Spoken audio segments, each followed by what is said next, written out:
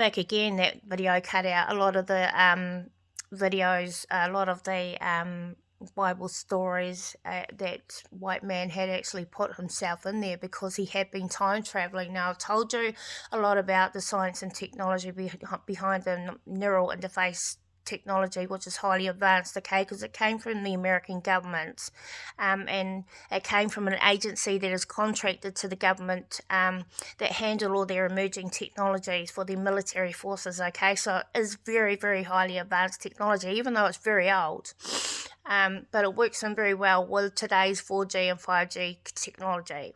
And so with the time travel that I've been talking about is the Big Bang Machine, to put it simply. The Big Bang Machine, just type that into YouTube and have a look on there. There's documentaries on that. They call it Nova, I think, is another word that they have for that.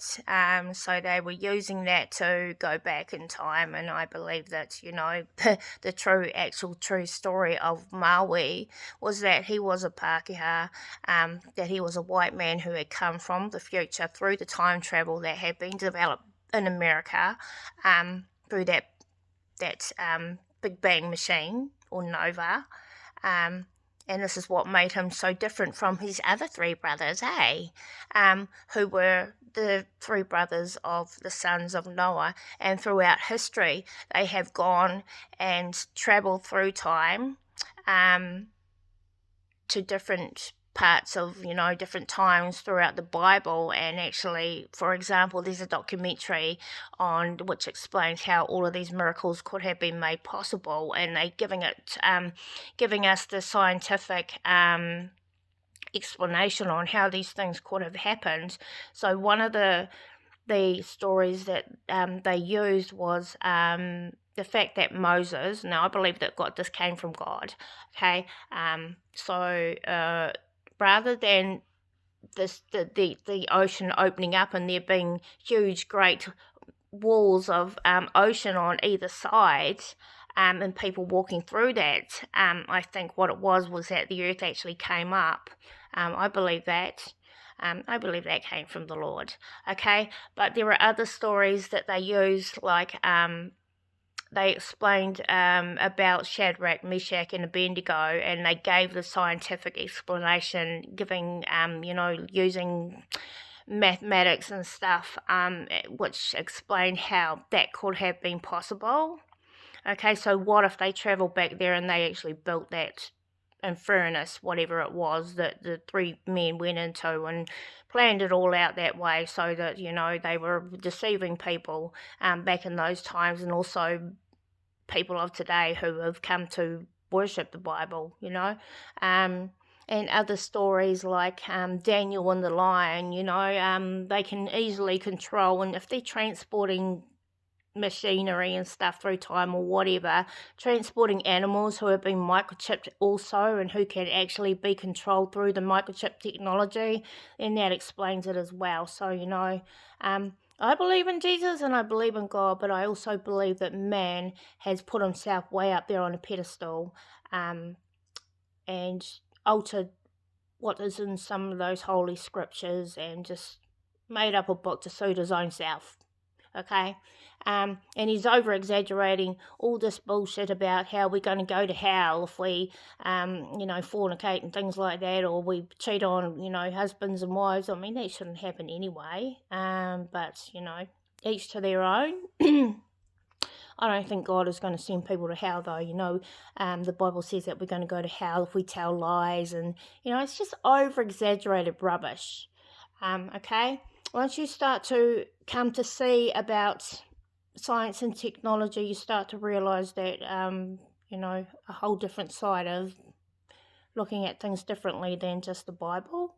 I believe in good things, I believe in God, and I believe in miracles that come from God, but a lot of stuff has been created by man, okay? There's a lot of deception going on through the technology of man, and how he's able to deceive us. Holographic images is another one, okay? Yeah, so but I have seen the spiritual side of things too. Like just recently this year, I went up to Wellington and I went to pick up my son. We were going into town for some reason. I don't know why, but I picked my son up, and we were in Seaview, and there was a big roundabout at the Hart Parkway, just on the corner where the to the right there's a Z gas station, I think. And so there was a truck with a huge steel, it looked like a huge water tank or something, some kind of metal tank. I don't know what was in it. I don't think it was gasoline or anything like that. But anyway, the truck went to turn around the corner, come around right past us, and the big heavy metal water tank wasn't bolted onto the truck, and it came off, and it was only inches away from smashing through our windscreen, which I thought was possibly an intentional hit that didn't work out. So the Lord was with us that day, but I do believe that they already know through their time travels or some of these assassins and stuff where I'm going to be and what I'm going to be doing because of the neural interface technology that is implanted inside my brain. That's how they track me everywhere I go, and these microchips that are in me. So they can try and plan a hit, but it doesn't always necessarily work out to make it look like an accident, right? Because I got angels watching over me. Well, that's what I think, the Lord. But yeah, so my journey's been really deep, and it gets really deep and very frustrating and very, any other normal person would have killed themselves by now, I believe, committed suicide. Lost the plot, ended up, well, I have been in a mental institution, but now I realise a lot more that I didn't know before about science and technology. I believe that my Cheyenne was, I lost him through, and when we were in Taranaki, we ended up in the hood in Marfell, which is all black power turf. Incidentally, they put me into Christopher Crean's home where he got shot up at his front door. They blew him away. We didn't actually know. The neighbours didn't tell me about that. So that explains why everything was brand new in the home, the carpet, the wallpaper, the paint, the new oven, and everything. It was just new. So I was happy, but I didn't get any bad vibes from that home. So we were at 11 Resolution Place in Taranaki, and this one night, it wasn't long after that, I had some Pākehā neighbours living next door to me. Incidentally, one of their sons now is working as a scientist. Yeah. So they had a young boy who when I look back now and I realised that Tiaki Bunyan was apparently his name, was actually one of their little slave boys who had been sent over. And he asked me if I wanted a boarder, and at the time I took advantage of that because we had no furniture. I had a Persian rug, I had a couple of mattresses for me and baby, and his toys and clothes and all my clothes, but that was all I had basically, in a cane shelves that I had gotten off mum. So I said, yeah, you can have Cheyenne's room and he can sleep with me, because I needed that board money. Well, it was only like, I think the second night after he moved in, I was babysitting my mate Rachel, giving her some time out from her kids because she was just like tired and stuff because two of them and they're a handful, and she was quite a big girl. So I was like, well, give them to me. So I took I think it was Cassandra. I took Cassandra for the night. And yeah, so that night I had been straight. I wasn't, doing drugs or anything like that. I wasn't drinking. And I had gone to sleep. I was up late that night writing, and I'd gone to sleep. I had electrical disturbances in my head like I have had for years now. I just didn't know what it was until I started discovering about microchip implants, brain implants. So they are what cause my fatigue and my laziness, and weight gain. So, and it's not a thyroid thing, is what the doctors tried to blame my tiredness on that. And every time I'd have blood tests, they'd come back normal, and now I know why. It had nothing to do with my blood, it was the implants that were inside my head. Okay, the cochlear hearing implant technology, type of technology that it is, which administers electricity into the brain. All right, this explains why so many of our Indigenous women have ended up with brain tumours or throat cancers or cervical cancers, because there was, I don't know what they did to me down there, but whatever they did has been the cause of cancers. We've had a lot of Māori women. We need to look at those statistics. So, take note of this, whānau, if you're watching. Research into the history of your family members who have had cancers and go and request those medical files, because we need them for our Indigenous claim. Okay? Yeah. There's a whole lot of stuff, that needs to come up. Many injustices of our people. And yeah, they've been getting away with too much for too long now. And the sad thing about it, and that it gets really scary when our own Māori people have been brainwashed by them. A lot of them they've been subject to a lot of trauma, and so you can't get them to change their ways. You cannot reprogram them, and that's not going to happen until our Māori people start to speak out about what they know, and the places that they've come out of, and we start getting testimony from whānau about their enslavement, and stuff like that. When people start to speak publicly about these things, then more and more people will start to speak out, and that's when the healing will come, because more and more people will get to speak. And we actually need a healing place where our people can heal from this trauma of the prison camps that they have been imprisoned in, where they have been subject to mutilation. They've had people eye gouging, cutting off of limbs. They don't care about children either. They kill kids in there. Okay, right? I'm talking about documentaries that have been up on YouTube about the cartel cutting out the hearts of little young children, to show these prospects. This is what you had to do to become a member, and these young boys have been traumatized. These 18-year-olds having to witness that sort of thing. This sort of thing has been going on in these other countries, and there's a lot of bad stuff that's been happening within our own country in New Zealand. So there's a lot happening in the world at the moment, but I really wanted to share that with you guys anyway. So yeah, I'm going to post these videos up on my other Facebook page, and yeah, I hope you get something out of this, and that it helps you too. Man, I'm hungry. It's payday, and I can't even afford any food. Like, honestly, man, my benefits been cut right down now. I pay probably, I'll be lucky if I got like $5 for a feed for some food. Really pisses me off. We can't get the temporary additional support payment, or so they're trying to tell me. And yet I need it. I'm paying rent, and I'm not eligible for accommodation, but I'm still paying. Like, I pay for my car, which I had to get, and all these other bills. So I don't know. I personally think that they're probably organised things this way, knowing the biblical prophecies that they've been trying to fulfill for years.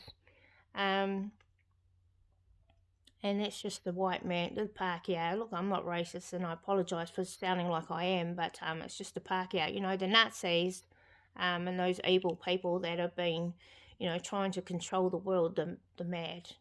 Yeah. So, yeah. All right. Okay. That's what I wanted to share with you guys now. I know it sounds pretty way out and far out and stuff, but honestly, I've come to see a lot of things. I'll just give you an example about time travel, okay, and how they track me, and they already know what I'm going to do. I mean, I've been observing these people who come through time travel for a long time now. I know they pop in now and again, and I know that, yeah, They are in certain places at certain times, expecting me to come. I've seen it. I know you're going to think I'm mad, but honestly, I've sussed them right out. So I'll give you an example. Okay, I get a phone call from my sharing contractor, and I've got all my study gear. I've got my law books, my case papers for my case for the Waitangi Tribunal claim and the Human Rights Review Tribunal claim. So I'm like, oh fuck, I don't want to leave all this shit in here because the landlord comes in here when I'm not home. He goes through all my papers and shit. And I'm just getting sick of people coming into my homes whenever I'm not home. They always got keys and shit, and they're always going through my stuff. So I say, okay, I'll see you in the morning to the boss, right? And so I pack all my stuff up and I go and take it to my storage because I know that I can't trust it in my van. They've got keys to my van, and I can't trust it's leaving, the papers in the motel room. So I pack it all up and I get in my van and I go out the drive, and who should be parked straight across the road is a police car. Okay, like he already knew I was going there. He already knew where I was going. So anyway, I drive to my storage and I get there, and like only earlier that day I had been attending an art class at Care Melbourne where I used to be a peer support worker, and I started to make a little dream catcher out of the grapevines that they have growing at the back of the fence. So when I get there to storage, I jump out of the car to open the gates, and what should I see on the ground but a grapevine? I'm like, oh yeah, they're just letting me know that they know that I was coming here. So, I have had tons of these kinds of incidences. I've gone, this is good when this happens though. Like, I might go to the warehouse and there'll be like, bottles of perfume on special for $2. I'll just show you an example actually. Okay, so this is when I was going to Wellington. I had to go to Wellington because I had to get things done, right? And what should I find when I go into the warehouse? But I find these for $1.97 each. These bottles of perfume. So this is like, this is really nice spray actually. I bought about 4 of those bottles. But just little things like that, little coincidences that I've figured out. I should have been a fucking detective, really. I should have been, because I'm pretty good at finding things and figuring things out with people. So, yeah. I no doubt there'll be somebody out there who believes me. I mean, people are already starting to see that what I've been talking about with the microchip implants is not made up. They can now see the evidence in my x-rays, although I'm no doubt that the Pākehā will try and turn around and make up some bullshit stories about what they actually are. And it's not just them too, they brainwashed a lot of Indians too. I have observed Indians in the medical profession who have an attitude towards us ones who look ugly and don't look like how they should expect society to look like. And that's really sad to know that they are corrupting our Indigenous people, especially Indians and Asians doctors, because, apart from Māoris who can't get educated, they're our next best thing is the mother Indigenous cultures, and if they're, corrupting them and causing them to think the way that they are thinking towards us, then we don't really have much of a chance, do we? I mean, I already had an experience with an Indian doctor who basically told me, because I was looking quite ugly this day, didn't have my makeup and stuff on, but I told him I needed a referral for my shoulder that keeps dislocating. He refused, and he basically told me in front of my support worker from Te Piki Oranga that it wasn't worth wasting the public health money on me. So it's like, oh fuck, every time I go to the doctors now, I've got to take my phone and I've got to put the voice recorder on. So this is another tip I'm giving to the whānau. Make sure you fellas take your, it really does pay to have two phones so that you can bring these grievances up if you're going for a human rights tribunal claim. And that's what I did. I had to get two phones. I've always got like the latest updated phones. I had to. I realised I was getting dicked around on prepaid, and that was pissing me off. So I went and got on contract. I've been on contract for 6 years now. Couldn't do without it. And it was like I always got the latest sort of like model phone, so I could do all my business and stuff from the phone, which is really good because you can use it to print out on printers and stuff like that. You can scan an email. There's Adobe app where you can hold the phone up to your document and it'll scan it, so you can automatically email it to whoever you need to email, MSD and stuff like that, internet banking and all that. So yeah, I got mine on contract, and like, so that I could do all that stuff for our people. You gotta have this stuff, otherwise you're not really going anywhere. And there's an urgency for our people to try and get somewhere. So I finished paying off my other phone, and then I went and got another phone, an updated version, so that I could start recording phone conversations. Because I realised that my phone calls were being intercepted, that I was being tapped by bullshit people. I'd bring up, just for example, I rang Grant Cameron, who was the lawyer. He does corporate cases, government claims. So I rang him quite a few times actually and left messages, and I realised that the messages weren't getting passed on to him.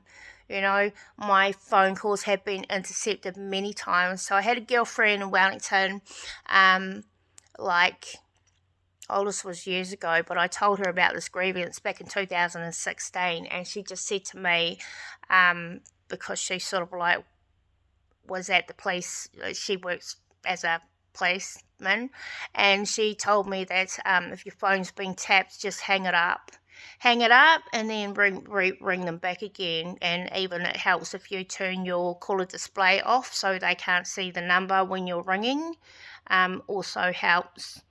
And you can tell when they're tapping your phone too, because it'll ring. If it's ringing for a while and then all of a sudden you'll hear it click over, that's when it's being intercepted. So I have grievances with Spark. I've already been in touch with them and told them about this. So yeah, I hope they're going to sort it out, because it's a loss of money, it's damages to our health and stuff like that. Our people have actually been murdered through this. So, whānau, we have huge grievances, huge claim coming up. So I just continue to share my stories and hope that it helps all the whānau out there anyway. So that's me for now. I will carry on. I've got to do some read up on these Waitangi claim papers anyhow, whānau. So you take care, and I will see you next time. Okay, take care. Kia kite.